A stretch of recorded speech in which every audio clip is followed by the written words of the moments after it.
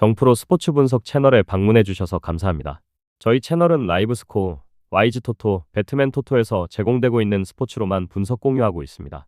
무엇보다 적중률을 높이고 싶으신 회원분들은 정프로 가족방에 입장해 보시면 보다 확실한 정보를 쉽고 빠르게 받아보실 수 있습니다. 거짓으로 말씀드리는 게 아닙니다. 일주일만 참여를 해보시면 정프로 분석방은 다른 곳과 다르다는 걸 확실히 느끼실 수가 있습니다. 정프로 최종 조합이 궁금하신 분들은 영상 하단 고정 댓글 확인해 보시면 입장 링크가 있습니다. 클릭 후 입장해 보시면 됩니다. 분석가 흉내는 내는 가짜들이 유튜브에서 판을 치고 있습니다. 이상한 곳에 입장하셔서 고통받지 마시고 안전하고 확실한 곳에서 정보 받아보시길 바랍니다. 이어서 경기 분석을 시작하겠습니다. 첫 번째 경기, 한국가스공사 대 창원 LG. 대구 한국가스공사는 최근 경기에서 경기 흐름을 안정적으로 가져가며 점차 조직적인 수비 전환 속도를 높이는 모습을 보여주고 있다. 직전 경기에서의 승리는 공격 효율의 상승뿐 아니라 상대의 빅맨 중심 공격을 효과적으로 억제한 결과이기도 하다. 최근 5경기 평균 득점이 70점대 초반에 머물러 있지만 실점 역시 70점 초반 수준으로 방어력이 일정하게 유지되고 있다. 다만 시즌 전체 수비 효율은 여전히 하위권 수준으로 평가되고 있으며 느린 페이스의 경기 운영을 통해 상대의 페이스를 억제하는 방식으로 균형을 잡고 있다. 팀 내부적으로는 경기 내 변동성을 최소화하며 공격보다는 수비 중심의 경기 리듬을 강화하려는 경향이 뚜렷하다. 외국인 선수 보트라이트의 합류는 득점 의존도를 한층 높여주며 공격 단일 자원의 효율성을 향상시키는 요인이 되고 있으나 그만큼 공격 루트가 단조로워질 가능성 또한 존재한다. 홈에서의 분위기와 점유율 관리, 그리고 리바운드 집중도가 상승한 점은 긍정적이지만 여전히 수비 로테이션 과정에서의 미세한 틈을 보완해야 한다는 과제를 안고 있다. 창원 LG는 이번 시즌 리그 최고의 수비 효율을 기록하며 안정적인 팀 밸런스를 유지하고 있다. 최근 5경기에서 실점 평균이 70점 선에 머무는 점은 이 팀의 경기 운영 철학을 잘 보여준다. 공격은 상대적으로 효율 기반의 시스템을 유지하고 있으나 주 득점원 타마요의 무릎 부상 공백이 여전히 뚜렷하게 나타난다. 그는 이번 시즌 평균 15점 내외를 기록하며 공격 핵심 역할을 담당했기에 그의 결장은 중거리 오픈 상황과 페인트존 마무리 선택지에 모두 영향을 주고 있다. 따라서 LG는 외곽 슈팅 효율과 세컨 찬스 득점 확보를 통해 부재 효과를 최소화하는 형태로 전술적 조정을 이루고 있다. 최근 5경기 동안의 공격 효율은 소폭 하향 조정되었지만 수비에서의 기민한 헬프 로테이션과 리바운드 수비 성공률이 이를 충분히 보완하고 있다. LG는 백투백 경기 일정에서도 체력 분배를 안정적으로 관리하며 빠른 공수 전환보다는 견고한 수비 후 세트 오펜스로 이어지는 전통적인 경기 리듬을 선호한다. 그로 인해 전체 페이스는 리그 평균 대비 낮은 편이며 점수의 과도한 출렁임보다는 일정한 흐름 속 페이스 유지력이 두드러진다. 이번 대구 한국가스공사와 창원 LG의 맞대결은 시즌 전체 흐름 및 최근 경기 양상을 감안할 때 빠른 템포보다는 수비 조직과 효율 중심의 경기가 될 가능성이 높다. 두 팀 모두 이틀 간격에 일정으로 체력 부담이 존재하며 공격보다는 수비와 경기 집중도를 통해 승부를 가를 전망이다. LG는 철저한 수비 볼륨과 리바운드 장악을 통해 승리 가능성을 높이겠지만 타마요의 결장으로 인해 득점에서 전반적인 흐름이 경직될 가능성을 배제하기 어렵다. 반면 가스공사는 새 외국인 선수 효과로 인해 득점력은 상승세를 보이지만 상대의 강력한 수비 라인에 맞서는 과정에서 효율적 마무리를 지속적으로 유지하기엔 변수가 많다. 전반적으로 양팀의 수비 집중도와 템포, 그리고 최근 맞대결 기록을 고려할 때 이번 경기는 다득점 전개보다는 차분한 수비전이 될 가능성이 우세하다. 전체적인 경기 흐름은 팽팽하되 LG가 수비를 중심으로 근소한 우위를 점할 확률이 높으며 점수 차이는 크지 않을 것으로 예상된다. 언더 양상 속 대구 한국가스공사의 5점 차 이내 패배를 예상한다. 두 번째 경기, 부산 KCC 대 고양소노. 부산 KCC는 시즌 30경기에서 16승 14패를 기록하며 중위권 경쟁을 이어가고 있다. 평균 득점은 80.5점, 실점은 81.1점으로 나타나고 있으나 홈에서는 87.4점을 넣으며 공격 효율이 크게 상승한다. 하지만 최근 10경기에서 4승 6패에 그치며 뚜렷한 하락세를 보이고 있고 무엇보다 최근의 연패 속에서 경기 후반 집중력 저하가 나타났다. 팀의 주축인 허운, 송교창, 최준영이 모두 결장 중이다. 특히 공격의 출발점이던 허웅의 부재는 외곽 생산력 감소로 이어지고 있으며 허웅과 송교창의 공수 연계가 빠진 상태에서는 세컨드 유닛의 경기 운영 부담이 과중해진다. 최근 경기들에서는 팀 전체 야투 성공률이 평균보다 4에서 5% 하락했고 수비 로테이션 또한 늦어지는 장면이 잦았다. 전형적인 빠른 템포 대신 점차 수비 우선의 안정적 운영으로 방향을 튼 것은 불가피한 선택으로 풀이된다. 반면 고양소노는 시즌 29경기에서 11승 18패로 하위권에 위치하지만 최근 원정 경기력의 안정감은 긍정적인 변화로 평가된다.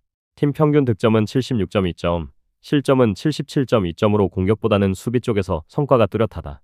특히 원정에서는 77.1점을 넣는 대신 75.9점만을 내주며 실점 효율이 홈보다 개선된다. 최근 승리 경기에서 두드러졌던 변화는 이재도와 이정현의 복귀로 인한 볼 흐름의 안정이며 외곽보다는 공 이동 후 중거리 타이밍을 활용한 세트 오펜스 방식이 점점 자리를 잡고 있다. 이재도의 공수 양면 기여는 단순 수치 이상의 의미를 지닌다.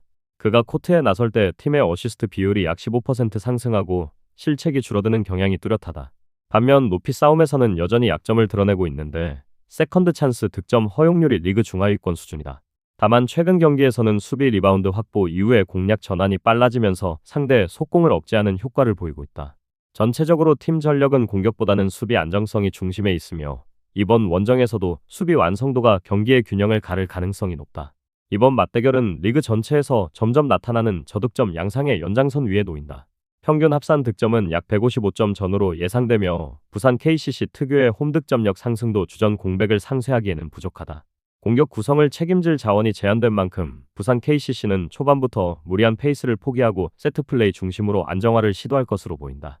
반면 고양 손호는 공세보다는 상대 실책을 유도하며 흐름을 끊는 방식으로 접근할 전망이다. 경기 초반에는 두 팀 모두 슛 선택에 신중함이 높을 것으로 예상되며 공격 리듬이 늦게 살아나는 형태가 유력하다.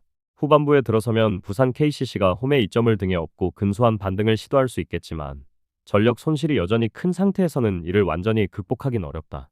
결국 경기 막판에는 고양 손호가 근소하게 앞서는 장면이 전개될 가능성이 높으며 전체적으로는 낮은 득점권 속 팽팽한 수비전이 예상된다.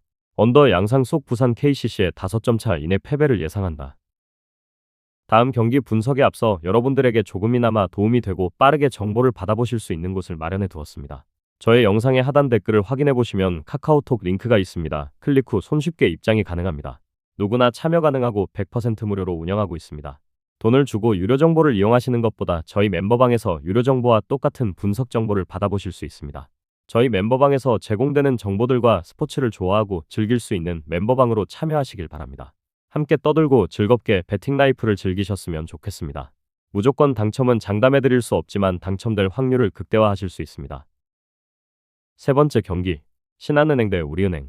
인천 신한은행 S버드는 최근 경기력에서 꽤 뚜렷한 하락세를 보이고 있다. 팀의 최근 10경기 성적은 1승 9패로 공격과 수비 양면 모두에서 효율이 떨어지고 있다. 평균 득점은 60점대 초반에 머무르고 있으며 상대에게 내주는 실점은 60점 후반에 이르고 있다. 특히 직전 경기에서는 공격 전개가 단조로웠고 외곽 성공률도 낮아 득점 흐름이 번번이 끊기는 장면이 반복되었다. 더구나 주 득점원인 신이슬이 부상으로 출전이 불투명한 점은 신한은행의 공격 밸런스 측면에서 뼈아픈 변수가 된다. 신이슬은 올 시즌 평균 13점가량을 책임지며 팀의 외곽과 미드레인지에서 핵심 역할을 해왔기에 그 공백은 단순히 득점력 저하를 넘어 전체 전술 흐름에 영향을 미칠 가능성이 높다. 또한 일정 측면에서도 불리한 요소가 존재한다. 이틀 간격으로 경기를 치르는 일정 속 피로 누적이 명확히 감지되고 있으며 후반 수비 집중력이 눈에 띄게 떨어지는 양상을 보이고 있다. 반면 아산 우리은행은 최근 경기에서 안정적인 전력을 보여주며 상승세를 이어가고 있다. 휴식 기간이 길었던 만큼 팀의 조직력이 회복되었고 주전 자원의 컨디션도 눈에 띄게 올라왔다. 특히 이다영과 김단비의 복귀 효과는 공격 전개뿐 아니라 수비 로테이션 강화에도 긍정적인 영향을 미쳤다. 두 선수의 활동량이 늘면서 상대의 트랜지션 공격을 효과적으로 차단할 수 있었고 세트 오펜스에서도 포지션 밸런스가 안정감을 되찾았다. 공격 효율 역시 90점대 중반으로 리그 상위권 수준을 유지하고 있으며 공격을 길게 끌지 않고 확실한 찬스를 만들어내는 패턴이 확립된 점이 특징적이다. 평균 득점은 다소 낮게 형성되어 있으나 실점을 최소화하며 승부 흐름을 통제하는 형태의 경기를 지속하고 있다. 이러한 점을 고려할 때 이번 원정에서도 경기 초반부터 리듬을 장악하며 템포를 낮추는 운영이 예상된다. 전체적으로 본다면 이번 맞대결은 다득점보다는 지키는 농구가 중심이 될 공산이 크다. 신한은행의 최근 공격 부진과 주 득점원의 불확실성, 그리고 우리은행의 수비 중심 운영이 겹치는 구조에서 경기 흐름은 자연스레 점수 생산이 제한되는 방향으로 흐를 가능성이 높다. 신한은행이 홈에서 일정 부분 반등을 시도하겠으나 후반부 피로 누적과 결정력 차이에서 열세가 노출될 전망이다. 우리은행이 체력과 전력 면에서 근소하게 앞서 나가며 꾸준히 리드를 이어가는 구도가 예상되지만 신한은행도 홈 구장에서의 마지막 집중력을 발휘하며 큰 점수 차를 허용하지는 않을 것으로 보인다. 결국 이번 경기는 접전 양상 속에서 우리은행이 소폭 우위를 점하는 형태로 귀결될 가능성이 높으며 언더 양상 속 인천 신한은행의 5점 차 이내 패배를 예상한다. 저의 영상이 마음에 드셨다면 구독과 좋아요, 알림 설정 해주시면 저에게 큰 힘이 됩니다. 추가적인 조합픽과 다양한 경기에 대한 세부적인 분석과 결과가 궁금하신 분들은 영상 하단의 댓글창 꼭 확인해 주시길 바랍니다. 스포츠 토토가 처음이신 분들 혹은 적중률이 낮으신 분들께서는 멤버방 적극적으로 추천드리고, 멤버방 입장하시면 분석 비교부터 해보시길 바랍니다. 멤버방에 다양한 픽스터 분들이 많이 있으니 도움을 받아서 수익을 극대화하는 것도 괜찮은 방법일 수 있습니다. 그러니 며칠 지켜보신 후 마음에 드는 조합픽 탑승하는 방법도 좋을 수 있습니다. 누누이 말씀드리지만 스포츠는 절대로 운으로 하는 게임이 아닙니다. 이제는 스포츠도 전문 분야가 존재합니다. 오늘도 저희 영상을 시청해주셔서 정말 감사합니다. 구독과 좋아요 한 번씩만 부탁드리며 저는 다음 영상에서 인사드리겠습니다.